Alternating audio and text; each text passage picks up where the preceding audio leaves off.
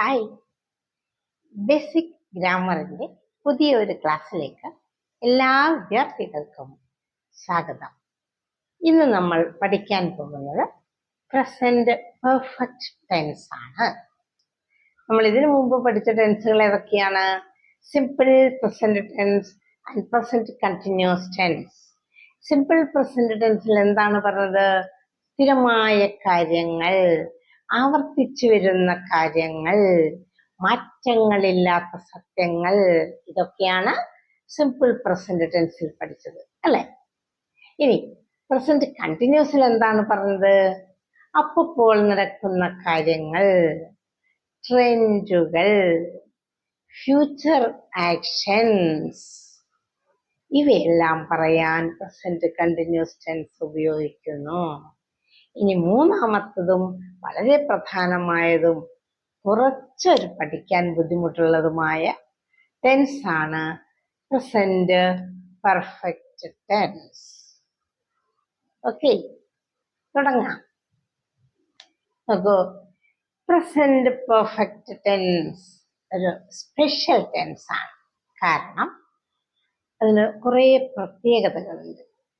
ഒന്നാമത്തെ കാര്യം, അത് പ്രസന്റിൽ നടക്കുന്നതല്ല, പാസ്റ്റിൽ നടന്നതാണ്, മുൻപ് കഴിഞ്ഞു പോയതാണ്. പക്ഷേ ഇപ്പോഴും അതിന്റെ പ്രസക്തി നിലനിൽക്കുന്നു, അതിന്റെ എഫക്റ്റ് നിലനിൽക്കുന്നു. അടുത്തത്, ഈ നമ്മുടെ സിമ്പിൾ പാസ്റ്റും പ്രസന്റ് പെർഫെക്റ്റും തമ്മിൽ മാറാൻ സാധ്യതയുണ്ട്. വിദ്യാർത്ഥികളെ വളരെയധികം വട്ടം ചുറ്റിക്കുന്ന രണ്ട് ടെൻസുകളാണ് സിമ്പിൾ പാസ്റ്റും പ്രസന്റ് പെർഫെക്റ്റ് ടെൻസും. ചില സന്ദർഭങ്ങളാണ് ഇനി പറയുന്നത്, അതൊന്ന് ശ്രദ്ധിച്ചു കേൾക്കൂ. അച്ഛൻ ഓഫീസ് വിട്ട് വരുമ്പോൾ അമ്മയെ വിളിക്കുകയാണ്. കുട്ടികൾ എത്തിയോ? അവര് എത്തിയിട്ടുണ്ടോ? അമ്മ എന്ത് പറയും? ഓ, ദാ ഇപ്പോ എത്തിയിട്ടേ ഉള്ളൂ. ചായ കുടിച്ചുവോ? കുടിച്ചു, ഇപ്പോ കുടിച്ചിട്ടേ ഉള്ളൂ. മോൻ എവിടെ പോയി? മോനിതാ കളിക്കാൻ പോയി, ഇപ്പൊ അവൻ പോയതേ ഉള്ളൂ. മോള് ഡാൻസ് കളിക്കാൻ പോയോ? അപ്പൊ എന്ത് പറയും അമ്മ? മോള് സ്കൂളിൽ നിന്ന് വരുന്ന വഴിക്ക് തന്നെ ഡാൻസ് കളിക്കാൻ പോയി, ഡാൻസ് ക്ലാസ്സിലേക്ക് പോയിട്ടുണ്ട്. ഇനി അവൾ എത്തിയിട്ടില്ലേ ഇതുവരെയും? അച്ഛൻ ചോദിക്കാണ്, മോൾ ഡാൻസ് കഴിഞ്ഞ് ഇതുവരെയും എത്തിയിട്ടില്ലേ? അപ്പൊ അമ്മ പറയാണ്, എത്തിയിട്ടില്ല, ദാ ഇപ്പൊ വരുമായിരിക്കും അല്ലെ, ഇപ്പോ വരും. ഇത് നോക്കൂ, ചില എക്സ്പീരിയൻസ്. നമ്മളിപ്പം ഏതെങ്കിലും ഒരു സ്ഥലം കാണാൻ പോയി, ടൂറ് പോയി. അപ്പൊ നമ്മൾ പറയുകയാണ്, ഞാൻ ഡൽഹി വിസിറ്റ് ചെയ്തിട്ടുണ്ട്, സന്ദർശിച്ചിട്ടുണ്ട്, താജ്മഹൽ കണ്ടിട്ടുണ്ട്, പഞ്ചാബിൽ പോയിട്ടുണ്ട്. അതെല്ലാം ഇപ്പൊ അടുത്ത് കഴിഞ്ഞതൊന്നും അല്ല, തൊട്ടടുത്ത് കഴിഞ്ഞതല്ല, പക്ഷെ ടൈം പറയുന്നില്ല. പിന്നെ അതൊക്കെ നമ്മുടെ അനുഭവങ്ങളാണ്, ലൈഫ് എക്സ്പീരിയൻസുകളാണ്. മറ്റൊരു ഉദാഹരണം നോക്കൂ. നമ്മളെ ഫ്രണ്ട് വിളിക്കുകയാണ്, എടി നീ സിനിമയ്ക്ക് പോരണോ? ഏത് സിനിമയാണ് റിലീസായിട്ടുള്ളത്? ഇപ്പൊ അടുത്ത് റിലീസായിട്ടുള്ള സിനിമ ഏതാണ്? ആടുജീവിതം. ഓ, ഞാനത് കണ്ടിട്ടില്ല. അപ്പൊ വിളിച്ചയാള് പറയാണ്, ഞാൻ 2 തവണ അത് കണ്ടിട്ടുണ്ട്, 2 പ്രാവശ്യം ഞാൻ ആ സിനിമ കണ്ടിട്ടുണ്ട്. ഇനി 3ാമത്തെ തവണ കുട്ടികൾക്ക് വേണ്ടി പോവുകയാണ്, നീ വരുന്നുണ്ടോ എന്നാണ് ചോദിക്കുന്നത്. അപ്പം കൂട്ടുകാരി എന്ത് പറയും? സിനിമ കണ്ടിട്ടില്ല, പക്ഷേ ഞാൻ ആ നോവൽ വായിച്ചിട്ടുണ്ട്, ആടുജീവിതം നോവൽ വായിച്ചിട്ടുണ്ട്, വളരെ ഹൃദയസ്പർശിയാണ് ആ നോവൽ എന്ന്.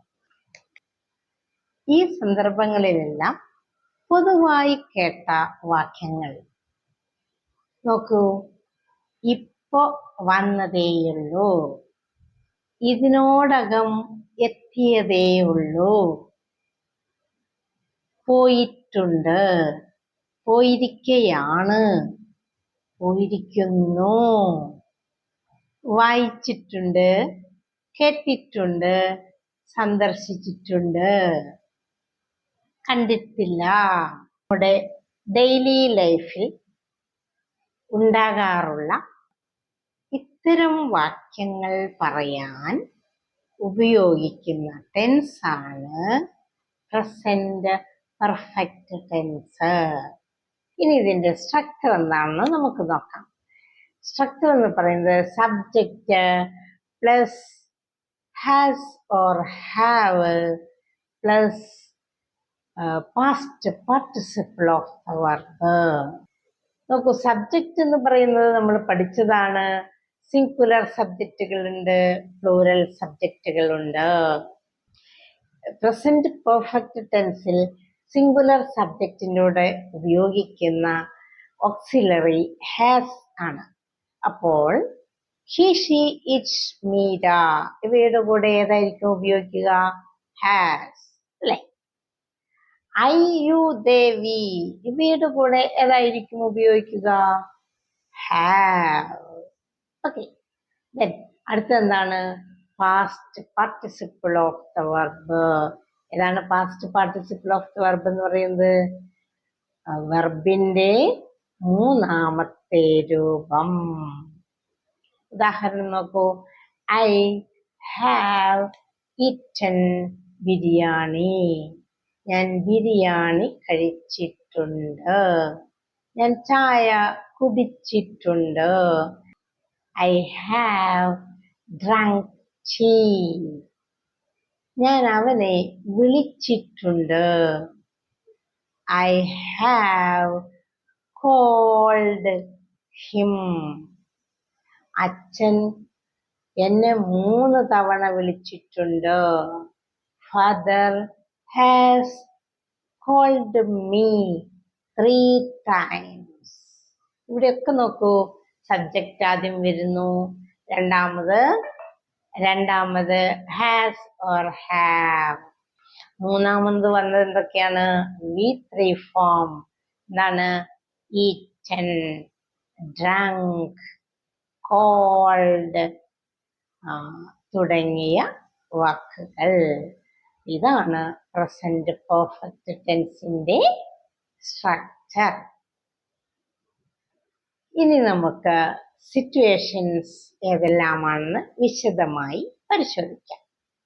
അത് നമ്മൾ പറഞ്ഞതാണ്, ഒന്നുകൂടി വിശദീകരിക്കുകയാണ്. കാരണം ഈ ടെൻസ് വിദ്യാർത്ഥികൾക്ക് കുറച്ച് കൺഫ്യൂഷൻ ഉണ്ടാക്കുന്നതാണ്. അതുകൊണ്ടാണ് കുറച്ചുകൂടി വിശദീകരിക്കാമെന്ന് വെച്ചത്.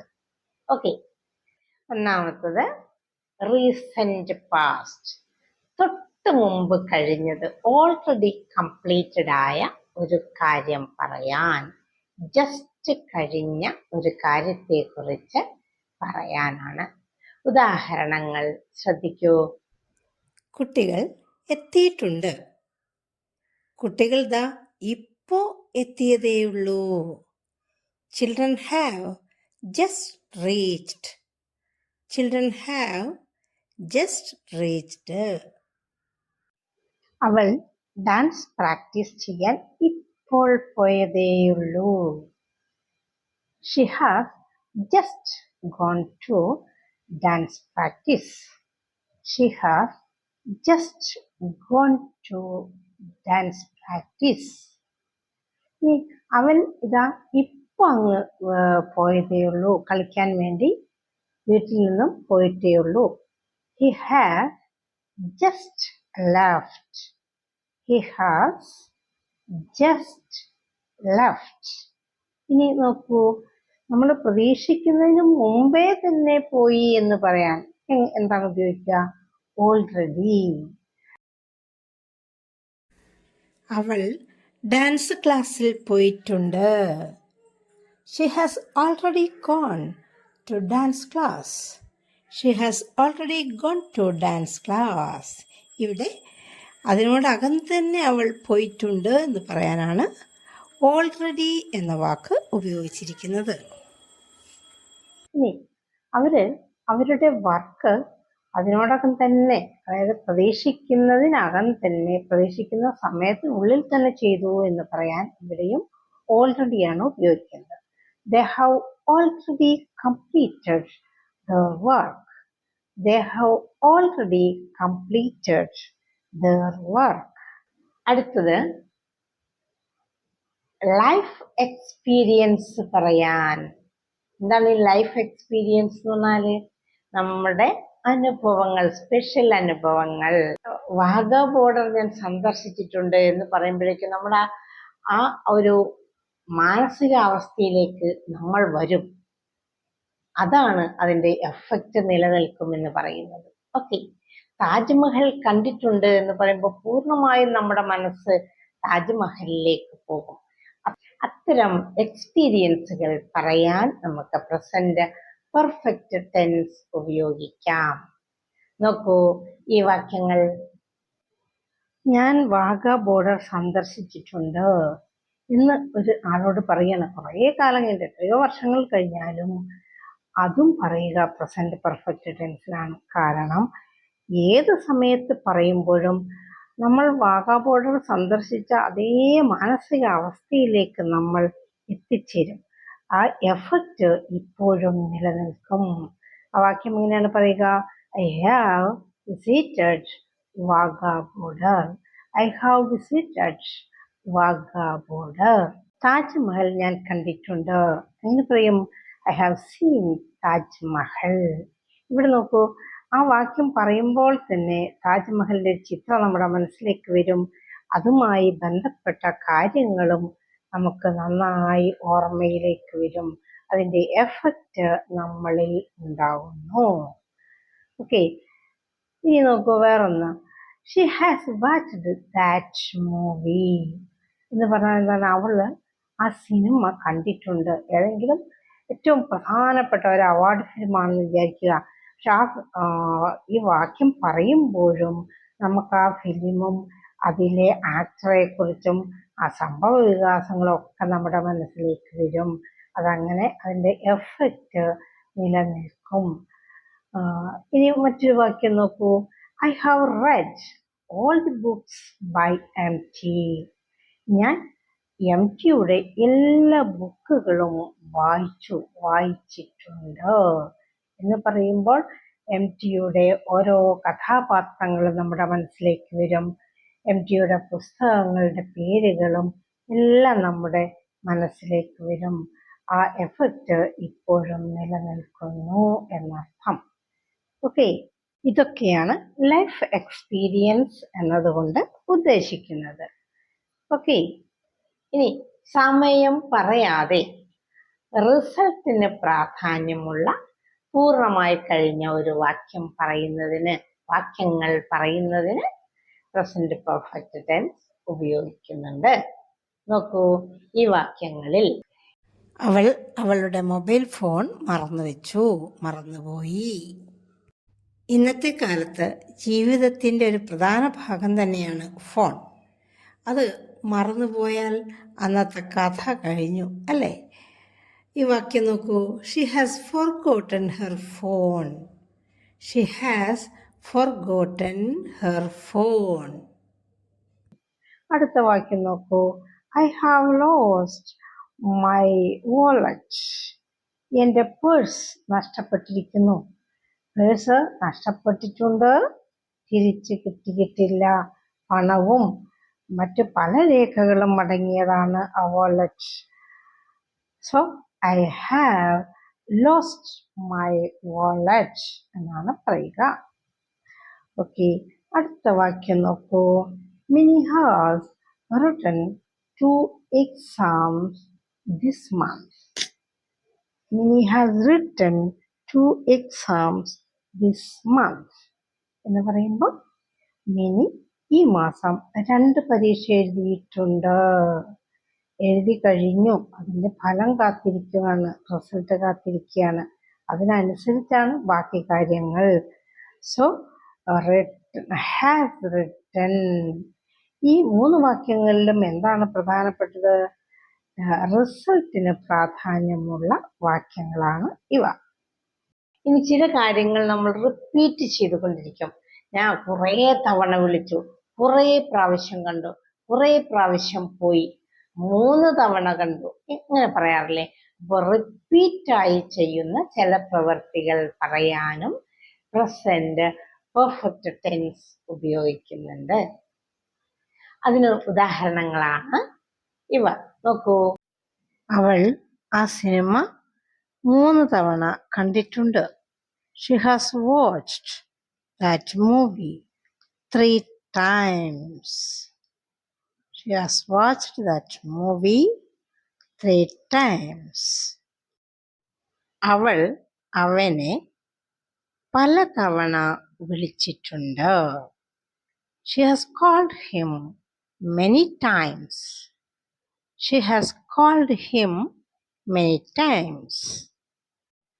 അവർ ആ മ്യൂസിയം ഈ വർഷം 2 തവണ സന്ദർശിച്ചിട്ടുണ്ട്. They have visited that museum 2 times this year. They have visited that museum 2 times this year. അപ്പം പ്രസന്റ് പെർഫെക്റ്റ് ടെൻസ് ഉപയോഗിക്കുന്ന സന്ദർഭങ്ങൾ നമ്മൾ പഠിച്ചു കഴിഞ്ഞു. എന്തൊക്കെയാണ്? സ്പെഷ്യലായിട്ടുള്ള ജീവിത അനുഭവങ്ങൾ, എക്സ്പീരിയൻസ് പറയുന്നതിന്, പ്രതീക്ഷിക്കുന്നതിന് മുമ്പ് തന്നെ ഒരു പ്രവൃത്തി പൂർത്തിയായി എന്ന് പറയുന്നതിന്, തൊട്ട് മുൻപ് ഇപ്പോൾ കഴിഞ്ഞതേയുള്ളൂ, പൂർത്തിയായതേയുള്ളൂ എന്ന് പറയുന്നതിന്, സമയം പറയാതെ തന്നെ ചെയ്തു, കണ്ടു, പറഞ്ഞു എന്നിങ്ങനെ പൂർത്തിയായ കാര്യങ്ങൾ പറയുന്നതിന്, പല തവണ പല പ്രാവശ്യം ഒരു പ്രവൃത്തി ചെയ്തു കഴിഞ്ഞു എന്ന് പറയുന്നതിന്, അതുപോലെ തന്നെ റിസൾട്ടിന് വളരെ പ്രാധാന്യമുള്ള കഴിഞ്ഞ പ്രവൃത്തിയെക്കുറിച്ച് പറയുന്നതിന്. ഓക്കെ, എന്തെങ്കിലും ഡൗട്ട് നിങ്ങൾക്ക് ഇതിനെക്കുറിച്ച് ഉണ്ടെങ്കിൽ നിങ്ങൾക്ക് എൻ്റെ കമന്റ് ബോക്സിൽ എഴുതാവുന്നതാണ്. ഇനിയും പ്രസന്റ് പെർഫെക്റ്റ് ടെൻസിനെ കുറിച്ച് കുറെ പറയാനുണ്ട്. പക്ഷെ വീഡിയോയുടെ ലെങ്ത് കൂടുന്നത് കൊണ്ട് നമുക്കതെല്ലാം അടുത്ത ക്ലാസ്സിലേക്ക് മാറ്റാം. അപ്പോൾ അടുത്ത ക്ലാസ്സിൽ നമുക്ക് വീണ്ടും കാണാം. ബൈ.